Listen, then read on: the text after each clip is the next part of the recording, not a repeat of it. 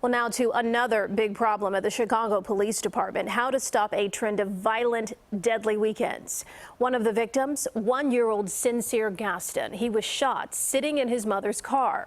Breaking right now, police releasing this video of a gray Infiniti they believe is connected to the murder of that young boy.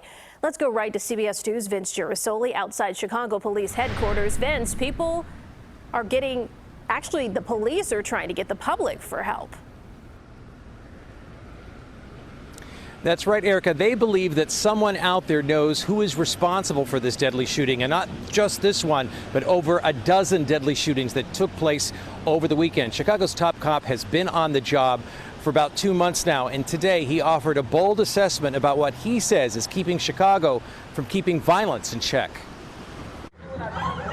This weekend, 14 people were killed by gun violence in Chicago. They include 2 young children, a 1-year-old shot and killed in a car in Englewood, and a 10-year-old, Lena Nunez, murdered by a stray bullet entering her grandmother's Logan Square apartment, taking her life. The cowards, these evil bastards behind those guns that caused the senseless loss of life over the past weekend. In a frank overview, Police Superintendent David Brown pointed to some of the 66 illegal guns seized over the weekend and spoke frankly of what he says fuels the circle of violence, Chicago's illegal street corner drug markets. The street corner open air drug market is the pipeline to shootings and murders in Chicago. The CBS 2 investigators exposed the problem firsthand. Open-air drug markets operating in Chicago neighborhoods like this one in Garfield Park. Yeah, it's every day. Every day? Every day. And it's an evil methodology. It's why they're on the corner, because it protects the mastermind. Superintendent Brown says the so-called masterminds recruit teens with no criminal backgrounds because they're more likely to be treated lighter on a first-time offense. They even gave them a nickname. They're called shorties. They're short in stature and they're short in criminal history. Brown said the current system relies too heavily on electronic monitoring, low bonds, and little jail time.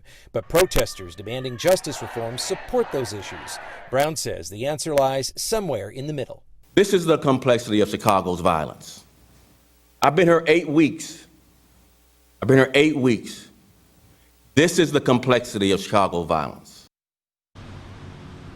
We've heard these types of justice issues before from a police perspective, investigating justice in the justice system. However, we are now on the heels of the 4th of July weekend. It is typically one of the most troublesome here in the Chicago area, and there will be 1,200 extra police officers on patrol. That's a short-term solution.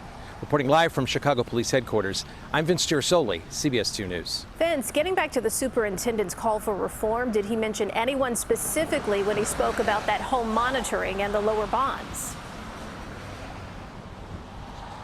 Eric, I pushed him on that, and he wouldn't mention anyone by name, but he did say he has been speaking with the Cook County State's attorney and the chief judge. That would be Kim Foxx and Timothy Evans. Kim Foxx, in particular, has been vocal about changing the criminal justice system, but on the other end of what the superintendent is talking about, loosening the grip of that system on lower level offenders. She believes that will truly make a difference.